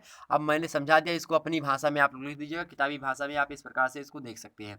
लेकिन इसको हमने अपनी भाषा में समझाया, आप लोगों को समझ में आ गया। अहंगवादी आत्महत्या, जब आप कोनो समूह के मान लेते हैं, आप लड़का और लड़की एक साथ में रहते हैं और एक में से किसी दूसरे को छोड़ के चली जाए, तो उसके आपके मान सम्मान को सोचते हैं ठेस पहुंच गई है, या एक लड़की है तुमको एक झापड़ मार दे, एक ठहाका मार दे, तो आप उसको मतलब क्या करें, आप आत्मगलन चार मतलब कि पूरे कॉलेज में आपको एक मतलब तुरंत मार दे और आपकी बेइज्जती हो जाए, और आपके माता पिता की को बात यह मतलब पहुंचने वाली हो कि आप सोचे कि मेरे माता पिता को यह बात पता चलेगी तो वह क्या सोचेंगे। अब ऐसी कंडीशन में क्या होगा, आप आत्महत्या कर लेंगे कि अब मेरी क्या इज्जत रहेगी कि एक पूरे भरे समाज में एक लड़की ने मुझको चाटा मारा, और उस समय मारा कि मैं उसके साथ बदतमीजी कर रहा था, या फिर कुछ ऐसी कृत्य कर रहा था जो कि नहीं करना चाहता, सामाजिक नैतिक मूल्यों के खिलाफ था वो। तो ऐसी कंडीशन में क्या होगा, ऐसी कंडीशन में वह व्यक्ति आत्महत्या कर लेगा अपनी मान सम्मान की रक्षा के लिए, कि हाँ जो मैंने किया उसके प्रायश्चित हो गया, और उसका प्रायश्चित के लिए मैं अपनी प्राणों का बलिदान देता हूँ। तो इस प्रकार की आत्महत्या को हम क्या कहते हैं, अहंगवादी आत्महत्या कहते हैं। मुझे नहीं लगता ज़्यादा इस पर चर्चा करनी चाहिए, आप लोगों को समझ में आ चुका होगा यह बात। आगे बढ़ते हैं, अगला बढ़ते हैं हम अगले हम जो है मुद्दे की ओर। अगला जो है आपका अहंगवादी आत्महत्या मतलब अपने आत्मसम्मान की रक्षा के लिए या अपनी खोई हुई प्रतिष्ठा को पुनः प्राप्त करने के लिए जब व्यक्ति अपने आप का बलिदान कर देता है, अपने आप को मृत्यु के घाट उतार देता है, तो ऐसी आत्महत्या को हम अहंगवादी आत्महत्या या फिर आत्मसम्मानवादी आत्महत्या कहते हैं। मतलब कि अपने आत्मसम्मान की रक्षा के लिए जब उसकी प्रतिष्ठा खत्म हो जाती है, तो उसको बचाने के लिए वह मर जाता है कि जो है मेरा प्रायश्चित हो जाए। दूसरी होती परमार्थवादी आत्महत्या। परमार्थवादी आत्महत्या अत्यधिक मतलब समाजीकरण की स्थिति में की जाने वाली आत्महत्या परमार्थवादी आत्महत्या होती है। ऊपर से उड़ गया होगा बिल्कुल। इसका मतलब होता है परमार्थवादी की मान लेते हैं कोनो समाज है, और उस समाज में क्या होता है, इसमें अपने के लिए अपनी आत्म सम्मान की रक्षा के लिए व्यक्ति जो नहीं करता है, इसमें क्या होता है परमार्थ, मतलब कि इसमें क्या होता है, आत्महत्या अपने लिए नहीं की जाती वरन दूसरों के लिए या परमार्थ के लिए की गई आत्महत्या होती है। दुर्खीम ने बताया कि जब व्यक्ति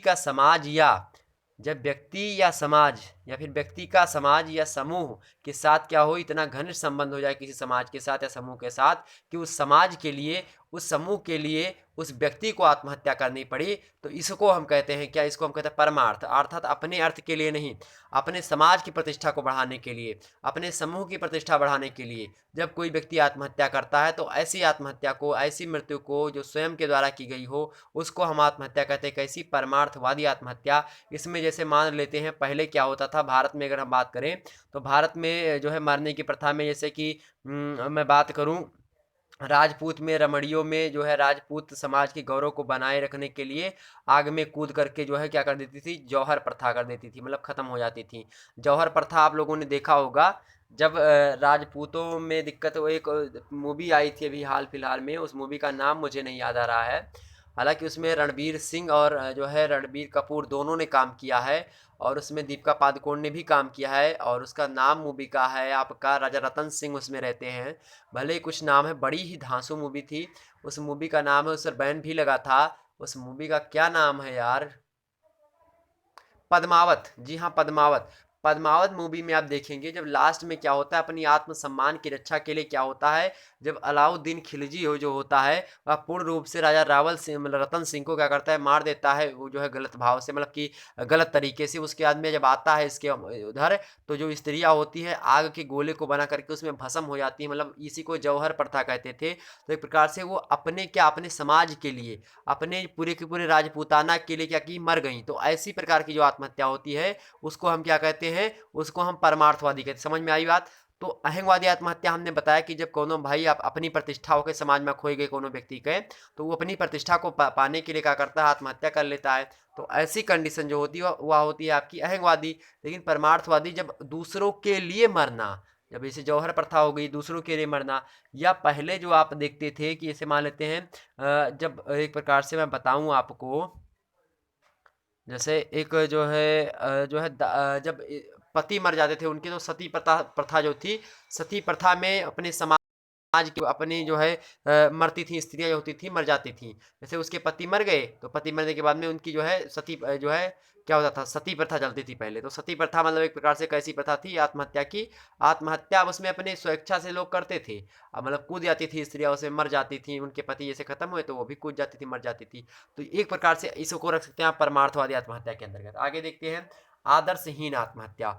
आदर्शहीन आत्महत्या में हम उस आत्महत्या को रख सकते हैं जैसे कि समाज में नियमहीनता एवं आकस्मिक परिवर्तन में निराशा की स्थिति में की गई आत्महत्या आदर्शहीन आत्महत्या होती है। नई परिस्थितियों के साथ अनुकूलन के अभाव में इस प्रकार की आत्महत्या होती है। मान लेते कोई ऐसी परिस्थिति आ गई है, मान लेते पहले आप अमीर थे, पहले राजा थे, जो मान लेते कोई पहले व्यक्ति बहुत राजा था, अब राजा हो था, अब उसके बाद में हुआ क्या, एक ऐसी कोई परिस्थिति आ गई कि वह एक बैग से क्या हो गया, उसके पुत्र मर गए, उसका धन संपत्ति कोई चोर लूट गया, और प्राकृतिक आपदा आई फिर, या फिर सूखा पड़ गया उसके क्षेत्र में, और एक प्रकार से सभी उसकी जनता मरने लगी, राज को उसका सारा धन समाप्त हो गया।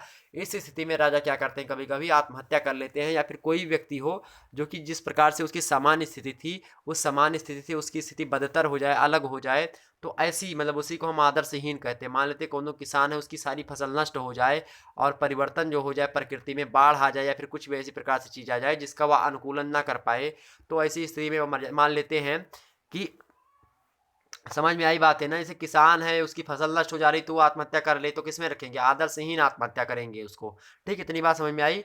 मतलब वह प्रकृति की जो आपदाएं हैं उसके साथ अनुकूलन नहीं कर पा रहा है तो वो मर जाएगा। इसी प्रकार से मान लेते कोनो देश में ठंडी बहुत ज़्यादा पड़ रही है, अब ठंडी में रहने की उसकी आदत है, लेकिन मान लेते कहीं पे उस वहाँ पे गर्मी पड़ने लगी, प्रकृति ने अपना जो है अलग रुख कर दिया, तो अब इस गर्मी को देख करके लोग अपनी अगर आत्महत्या कर लें, स्वेच्छा से मरना पसंद करें, तो उसको हम कहेंगे आपका आदर्शहीन आत्महत्या। इतनी बात समझ में आई। तो नई परिस्थितियों को के साथ जब व्यक्ति अनुकूलन नहीं कर पाता है तो मर जाता है, तो उसी को हम आत्महत्या का कहते हैं क्या, आदर्शहीन आत्महत्या। चौथी आत्महत्या होती है घातक आत्महत्या। वैसे जो है आप बीए सेकंड ईयर में पढ़ते हैं तो तीन ही प्रकार की आत्महत्या आपको पढ़नी होती है, तो उसमें आप पढ़ते हैं उग्र परमार्थवादी आत्महत्या, जिसी को हम कहते हैं घातक आत्महत्या। लेकिन एक नई प्रकार की आत्महत्या होती है प्रकृति के अनुकूलन के साथ में, तो उसको भी आप पढ़ लेंगे, तो उसमें आप लिख देंगे तो उसको लगेगा कि हाँ।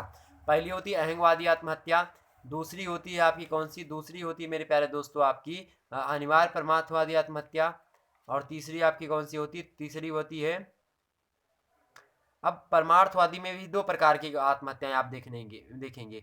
एक अनिवार्य परमार्थवादी आत्महत्या, एक देखेंगे आप जो है ऐच्छिक परमार्थवादी आत्महत्या, और एक देखेंगे आप उग्र परमार्थवादी आत्महत्या। ठीक, तो तीन प्रकार के उसी में देखेंगे हम दोनों में। ओके, ध्यान रखेंगे इतनी बात। उसके बाद तीसरी होती है एक अस्वाभाविक आत्महत्या, और अस्वाभाविक आत्महत्या में भी आप जो है का खा गा इस प्रकार से समझ सकते हैं। हालांकि वह उतना इंपॉर्टेंट नहीं है, आप ये समझिए चार प्रकार की अगर इस प्रकार से हम बांटेंगे तो ऐसे आप बड़े आसानी से उनको समझा सकते हैं। चर्चा करते हैं हम, घातक आत्महत्या क्या होती है।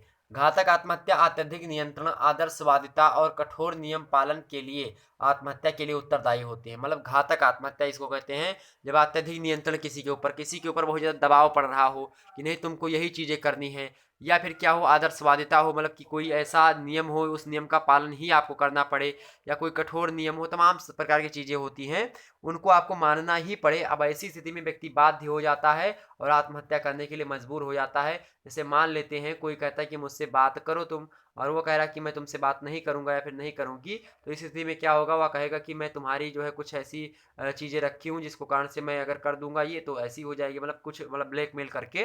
तो वो मजबूर कर देता है उस स्थिति को, मतलब उस व्यक्ति को जो कि बात नहीं कर रहा होता उससे और बात करने पर मजबूर कर देता है। वह उस पर कंट्रोल कर लेता है उस माध्यम ब्लैकमेल करके, और लगातार उससे उसको टॉर्चर करता है। तो ऐसी स्थिति में क्या होगा, ऐसी स्थिति में जो आत्महत्या होती है उसी को हम घातक आत्महत्या कहते हैं। ध्यान रखेंगे इतनी बात। और एक प्रकार से इतनी बात समझ में आई, इतनी बात समझ में। उग्र परमार्थवादी आत्महत्या कभी कभी आपसे पूछता है कि उग्र परमार्थ या परमार्थवादी आत्महत्या अनिवार्य होती है एक तो कि उसको करना ही पड़ता है व्यक्ति को। आदिम या जनजातीय समाजों के पुरुषों द्वारा वृद्धावस्था या रोगावस्था में की गई आत्महत्याएं जो होती हैं, या पति के द्वारा मृत्यु के बाद जो पत्नी के द्वारा आत्महत्या की जाती थी, भारत में सती प्रथा हो गई, या मुखिया की मृत्यु पर नौकर का जो है मर जाना, ये सब आत्महत्या जो होती थी या होती थी अनिवार्य परमार्थवादी आत्महत्या। फिर ऐच्छिक परमार्थवादी आत्महत्या मतलब अपनी इच्छा से। दुर्खीम ने परमार्थी आत्महत्या की एक अन्य प्रकार की जो है भी बताया है जिसमें आपका ऐच्छिक परमार्थवादी आत्महत्या है। इसके अंतर्गत क्या होता है, परमार्थवादी मतलब जो ऐच्छिक परमार्थवादी आत्महत्या होती है, इसके अंतर्गत जो आत्महत्या में क्या करता है, व्यक्ति आत्महत्या करने के लिए समाज के द्वारा विवश नहीं किया जाता है जैसा कि अनिवार्य परमार्थवादी आत्महत्या में होता था। इसमें व्यक्ति अपने मन से ही करता है, तो उसी को ऐच्छिक परमार्थवादी। उग्र परमार्थवादी आत्महत्या में क्या होता है, या तीसरे प्रकार का जो है उग्र परमार्थवादी हत्या की जो है संज्ञा है, इसमें होता यह है कि इस प्रकार की आत्महत्या में व्यक्ति बलिदान का संपूर्ण सुख या आनंद प्राप्त करने के लिए अपने आप को मार डालता है। तो यह अपने आप को स्वयं ही मार देता है। ऐच्छिक परमार्थवादी आत्महत्या वह खुद मरता है, और अनिवार्य परमार्थवादी आत्महत्या मतलब उसको समाज के द्वारा अनिवार्य होता है कि हाँ सती प्रथा करनी है तो अनिवार्य है वो चीज़। ठीक, तो उसी को अनिवार्य परमार्थवादी आत्महत्या। उग्र में क्या होता है कि व्यक्ति सोचता है कि हाँ मेरी मृत्यु हो जाए, और वह चाहता है कि जीवन मरण के बंधन से मुक्त हो जाए, मोक्ष को प्राप्त हो जाए।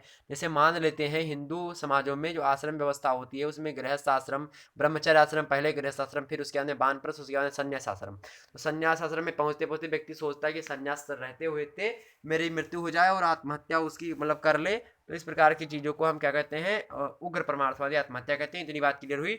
तो आप चाहे से बता सकते हैं अहिंगवादी आत्महत्या, परमार्थवादी आत्महत्या। परमार्थवादी में तीन आप बता सकते हैं, पहली होती है अनिवार्य परमार्थवादी, दूसरी होती है आपकी ऐच्छिक परमार्थवादी, तीसरी आप बता सकते हैं उग्र परमार्थवादी। ओके। घातक में आप जो है आदर्श विहीन और घातक मतलब आदर्श विहीन आत्महत्या दूसरा तीसरा बता सकते हैं, चौथा आप घातक आत्महत्या। सारी बातें समझ में आ गई, आगे बढ़ते हैं और समालोचना देख लेते हैं। इसकी लोगों ने आलोचनाएं कैसी की है, फिर मतलब किसने बताया कि ठीक है, किसने बताया कि कुछ कमियां रह गई, वो किसने विद्वानों ने बताया। समाज शास्त्र चिंतन के क्षेत्र में दुर्खीम का आत्महत्या का सिद्धांत एक महत्वपूर्ण योगदान है। अब तक की मान्यताओं के अनुसार आत्महत्या को एक व्यक्तिगत तथ्य माना जाता था। निराशा, दुर्बलता, पैतृक दोष आदि व्यक्तिगत कारणों को ही आत्महत्या के लिए उत्तरदायी माना जाता था, किंतु तार्किक आधार पर इन कारकों की अपेक्षा करते हुए मतलब उपेक्षा करते हुए अपेक्षा करते हुए क्या क्या मतलब इसको नकारात्मक मतलब न मानते हुए आत्महत्या के लिए समाजशास्त्रीय सिद्धांतों को महत्वपूर्ण माना। दुर्खीम ने यह स्पष्ट किया कि सामाजिक समस्याएं सामाजिक परिस्थितियों के बीच की देन है। सामाजिक परिस्थितियों की देन क्या होती है, सामाजिक समस्याएं जो होती हैं, इसलिए इन समस्याओं का समाधान करने के लिए समस्याओं के कारणों की जो खोज होता है सामूहिक जीवन में ही की जानी चाहिए। आत्महत्या की समस्या की व्याख्या के दौरान दुर्खीम ने अपने समूहवादी सिद्धांत का प्रतिपादन किया और यह दर्शाने का प्रयास किया कि समूह व्यक्ति से बड़ा होता है, व्यक्ति से ऊपर होता है। समूह व्यक्ति का नियंत्रक होता है तथा नियामक होता है और मार्गदर्शक होता है। समूह के द्वारा ही व्यक्ति को बढ़ता मतलब दुर्खीम ने क्या बताया कि समूह जो होता है व्यक्ति से बड़ा होता है, व्यक्ति का मार्गदर्शन करना हुआ, व्यक्ति का संचालन करना हुआ या व्यक्ति पर नियंत्रण रखना हुआ, तो यह कौन रखता है, समूह रखता है। समूह के जो नियम होते हैं वह रखते हैं। वह व्यक्तिगत चेतना की संचालक शक्ति होती है। व्यक्ति समूह का प्रतिबिंब मात्र होता है, अनुचर होता है। व्यक्ति समाज पर निर्भर ही नहीं वरन समाज से पृथक होकर वह अस्तित्व विहीन हो जाता है। जिस प्रकार से एक वृक्ष से अगर एक डाली को हम अलग कर देते हैं, जब एक प्रकार से वृक्ष के एक डाली को हम अलग कर देते हैं, मतलब डाली से अगर वृक्ष का मान लेते हैं संबंध टूट जाता है, तो डाली मान लेते हैं पेड़ है, मतलब एक प्रकार से क्या है, मतलब एक पेड़ है और उस पेड़ में तमाम सारी डालियां हैं, उनमें से एक डाली जो होती है वो एक पुरुष है, एक मनुष्य है, और जो पेड़ है वह समूह है या फिर समाज है। अब जब उससे उस पेड़ का तत्व मतलब पेड़ के द्वारा उसको जो है भोजन नहीं मिलेगा उनको उनके डाल को, तो डाल क्या होगी, सूख जाएगी। तो इसी प्रकार से जब इन्होंने कहा कि अस्तित्व विहीन मतलब कि व्यक्ति अस्तित्व विहीन होता है बिना समूह के बिना, बिना समाज के बिना। ओके, व्यक्तित्व हीन हो जाता है व्यक्ति जो कुछ भी है, जो कुछ भी करता है, उसमें समाज किसी न किसी रूप में विद्यमान रहता है। आत्महत्या जिसकी योजना भी व्यक्ति गुप्त रूप से बनाता है और जिसे सर्वाधिक व्यक्तिगत तथ्य समझाता है, ये समाज की ही देन होता है। इन्होंने जो है यह पहले बताया कि जो व्यक्ति होता है समाज से किस प्रकार से संबंधित होता है, और इस बात की जब पुष्टि हो गई तब इन्होंने बताया कि जो व्यक्ति चुपके चुपके में सोचता है कि मैं मर जाऊंगा, तो कहीं ना कहीं पे इसके कारण पीछे बहुत बड़ी जो है एक प्रकार से सामाजिक पहेली होती है। उसी सामाजिक पहेलियों को वह व्यक्ति सुलझा नहीं पाता, उसके बाद में आत्महत्या करने के लिए वह व्यक्ति क्या हो जाता है, मजबूर हो जाता है। यही बात इन्होंने कही, मतलब सामाजिक कारक बहुत जो है अच्छे तरीके से जिम्मेदार माने जा सकते हैं। आगे इन्होंने बताया कि आत्महत्या के सिद्धांत के संदर्भ में दुर्खीम ने यह सिद्धांत सिद्ध करने का प्रयास किया था कि सामाजिक तथा व्यक्तिक चेतना से ऊपर एक पृथक एवं स्वतंत्र व्यक्तित्व रखते हैं। व्यक्ति के सामाजिक क्रियाकलापों का उद्गम सामूहिक चेतना में समाज में निहित होता है। वह आत्महत्या जैसे जो व्यक्तिक तथ्य को सामाजिक तथ्य प्रमाणित करने के लिए उत्सुक थे। कौन? आत्महत्या के जो जो है दिया सिद्धांत दुर्खीम ने। दुर्खीम एक प्रकार से सामूहिक रूप से कि समाज के द्वारा या समूह के द्वारा ही आत्महत्या को बढ़ावा मिलता है। दुर्खीम के आत्महत्या के ग्रंथ के बारे में बीर स्टीड महोदय आए, और बीर स्टीड महोदय कहते हैं, रॉबर्ट बीर स्टीड, और बीर स्टीड कहते हैं कि बीर स्टीड क्या कहते हैं कि यह एक वास्तविकता है कि दुर्खीम का ग्रंथ केवल आत्महत्या का ही अध्ययन नहीं करता है, बल्कि यह हमारा और उन समाजों का अध्ययन है जिसमें हम रहते हैं। यदि यह केवल आत्महत्या के विषय में होता तो ये इस घटना के अध्ययन में प्रथम श्रेणी में रखा जाएगा, किंतु यह मनुष्य और समाज के संबंध में और उनके पारस्परिक संबंधों के विषय में भी, और इसलिए समाजशास्त्र के इतिहास में एक शास्त्रीय ग्रंथ के रूप में इसका और ऊंचा अधिक पुंज है। मतलब कि बीर स्टीड एक प्रकार से इनका समर्थन करते हैं कि इसका आत्महत्या के सिद्धांत में, कहते हैं कि यह केवल आत्महत्या का ही सिद्धांत नहीं है, बल्कि यह मनुष्य और जो समाज होता है, इन मनुष्यों और समाजों के बीच में क्या संबंध होता है, मनुष्य किस प्रकार से समाज से संबंध रखता है और समाज किस प्रकार से मनुष्य से संबंध रखता है, इस बात की भी पुष्टि करी गई है। इसलिए यह कहना जो है बिल्कुल ठीक ठाक होगा कि जो दुर्खीम का यह ग्रंथ होता है, जो इनका जो पुस्तक है, जो इनका सिद्धांत है, जिस मतलब जो है इन्होंने पुस्तक कौन सी लिखी थी, इन्होंने पुस्तक द सुसाइड जो पुस्तक लिखी है, उस पुस्तक में जो इन्होंने सारी चीज़ें बताई है आत्महत्या के बारे में, वह चीज़ें बिल्कुल एकदम से ठीक ठाक उतरती हैं और समाज की दृष्टि से ठीक है।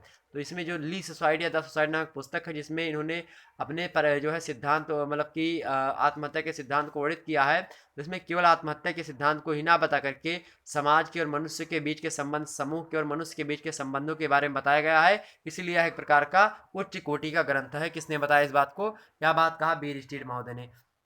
आगे आते हैं वर्मा महोदय। वर्मा के शब्दों में दुर्खीम का ग्रंथ दी सुसाइड न केवल आत्महत्या की विवेचना करता है, अपितु समाजशास्त्र की अनेक समस्याओं पर भी प्रकाश डालता है। यह समाजशास्त्रीय अध्ययन की विधि, तथ्य संकलन, पारिवारिक जीवन, धार्मिक जीवन, राजनीतिक और आर्थिक दशाओं, प्रजातीय विशेषताओं, जैविकीय और मानसिक अवस्थाओं, और उसके बाद में क्या करता है, भूगोल, जैविकीय अवस्था, भूगोल इत्यादि का भी अध्ययन करवाता है। एक मिनट।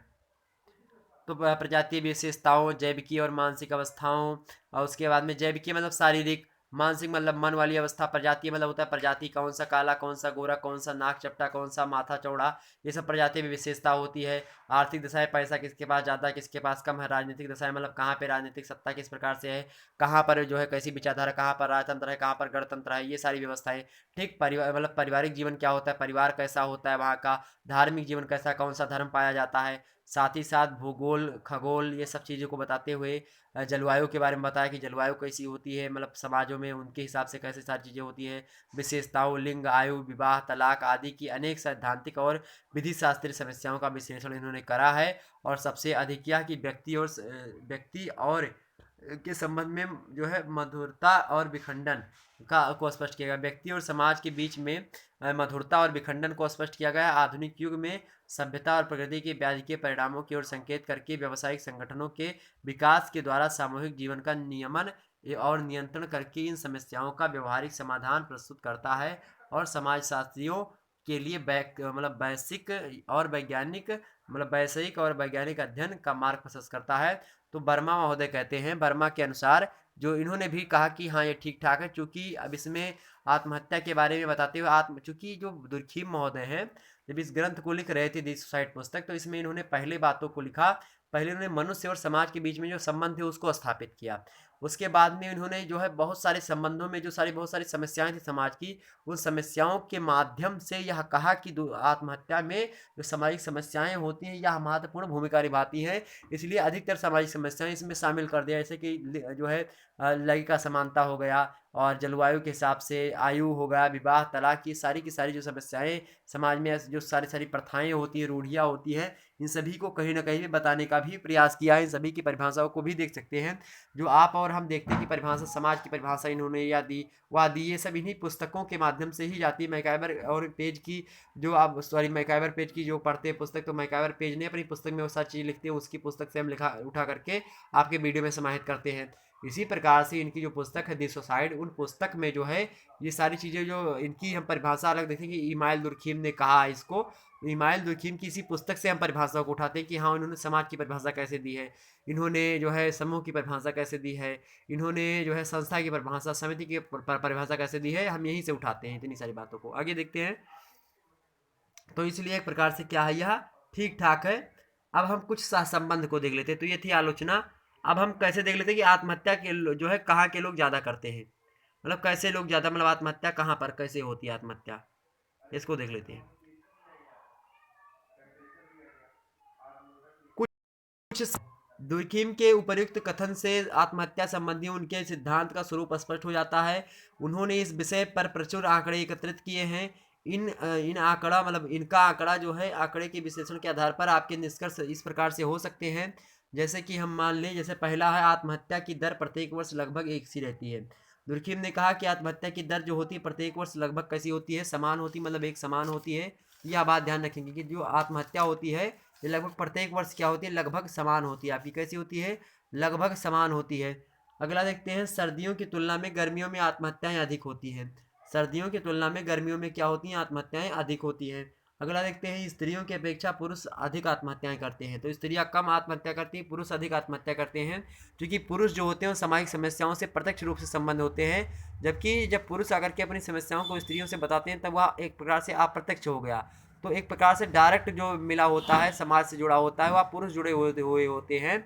और इसीलिए क्या होता है, इसीलिए होता यह है कि जो पुरुष होते हैं उन्हीं सामाजिक समस्याओं को झेलना पड़ता है, और जब वह सामाजिक समस्याओं को झेलने में असफल हो जाते हैं तो आत्महत्या करते हैं। इसीलिए स्त्रियों की तुलना में पुरुष जो होते हैं अधिक आत्महत्याएं करते हैं।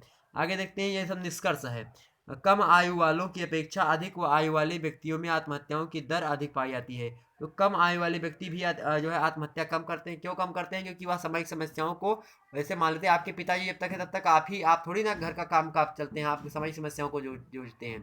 आपके पिताजी देखेंगे आपको कोई कार्य करके आएंगे तो वही चीज़ें जो बड़े व्यक्ति होते हैं वही उनको आत्महत्याएं अधिकतर लोग करते हैं, जो छोटे होते हैं वो कम कर पाते हैं। आगे देखते हैं, गाँवों की तुलना में शहरों में अधिक आत्महत्याएं होती हैं।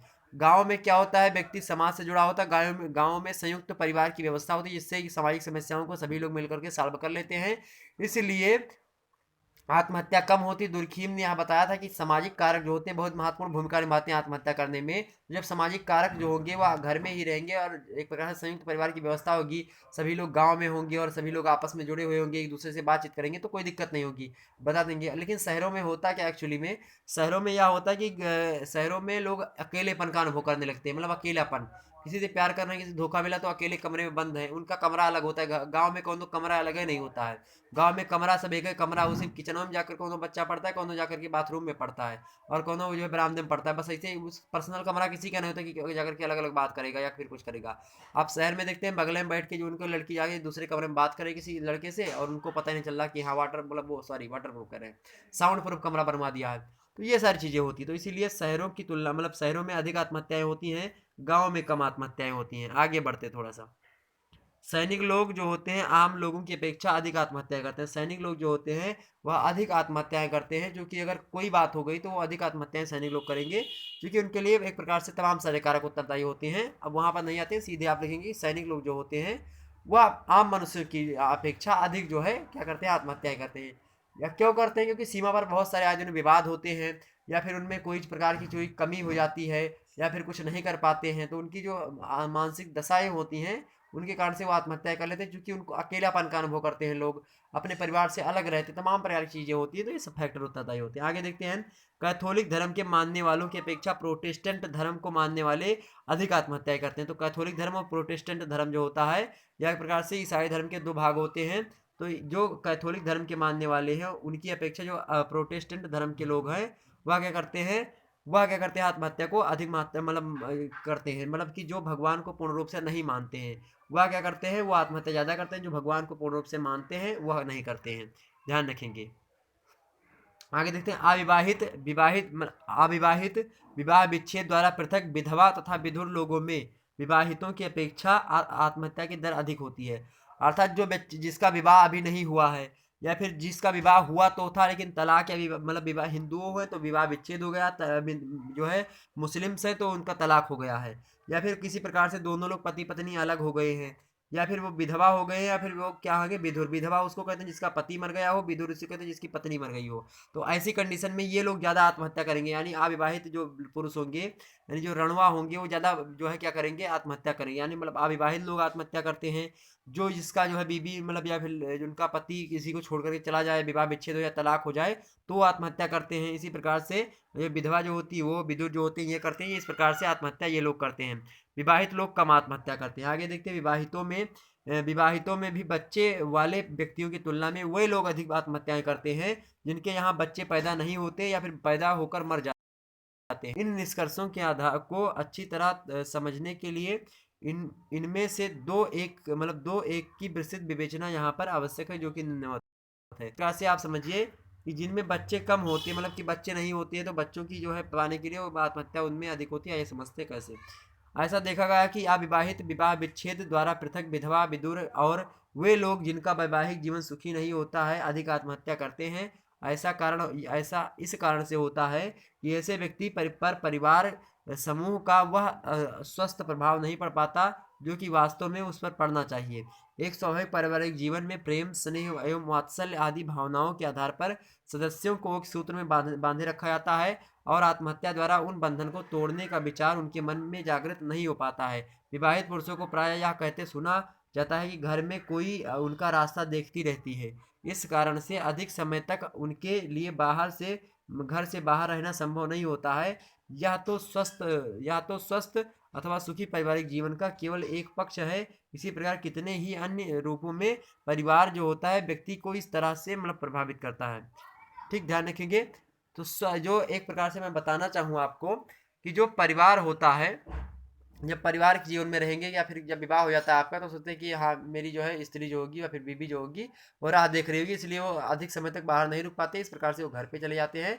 तो इसलिए वो आत्महत्या कम करते हैं कि हाँ उनके पीछे कोई है। लेकिन जिसके पीछे आगे नाथ ना पाछे पगहा, जब कुछ है ही नहीं है, जब कुछ है ही ना है भैया, तो आत्महत्या करबे करे। तो इस प्रकार से जिसके पास कुछ है ही नहीं है वह आत्महत्या करेगा। आत्महत्या के बहुत सारे कारण होते हैं, जैसे मानसिक अवस्था, स्नायु दोष का रोग, मद्यपान, पैतृकता है तो वंशानुगत दोष, वर्तमान परिस्थितियों की प्रतिकूलता, गरीबी और बेरोजगारी, आकस्मिक संकट, बार बार असफलता, अतृप्ति एवं दुखमय जीवन, अपने लोगों से परायेपन की अनुभूति, बिखरा या टूटा हुआ व्यक्तित्व, उसका समाज के द्वारा उपेक्षा की जाए, विघटित परिवार, टूटा परिवार, नफरत, घृणा और तिरस्कार, ये सारे के सारे क्या होते हैं, आत्महत्या के कारण होते हैं। इसको हमने बता दिया। ध्यान रखेंगे, आत्महत्या के कई कारण होते हैं जिसको हमने आपको विस्तार से पहले समझाया भी, और आज इसमें हमने बता भी दिया था। ध्यान रखेंगे, आत्महत्या के कई कारण हो सकते हैं, उसमें वो सारी बातों को हमने आपको समझा दिया अच्छे तरीके से। तो अब बिल्कुल चिंता करने की कोई बात नहीं, आसानी से आप लोग पढ़िए। ठीक, ध्यान रखेंगे। आत्महत्या समझ में आ गई, तो आत्महत्या से अब कोई भी प्रश्न आपसे एग्जाम में पूछा जाएगा तो आप आसानी से आत्महत्या के बारे में लिख सकेंगे। ठीक, ध्यान रखेंगे। चलिए फिर मिलते हैं हम नेक्स्ट वीडियो में, तब तक के लिए जय हिंद, जय भारत।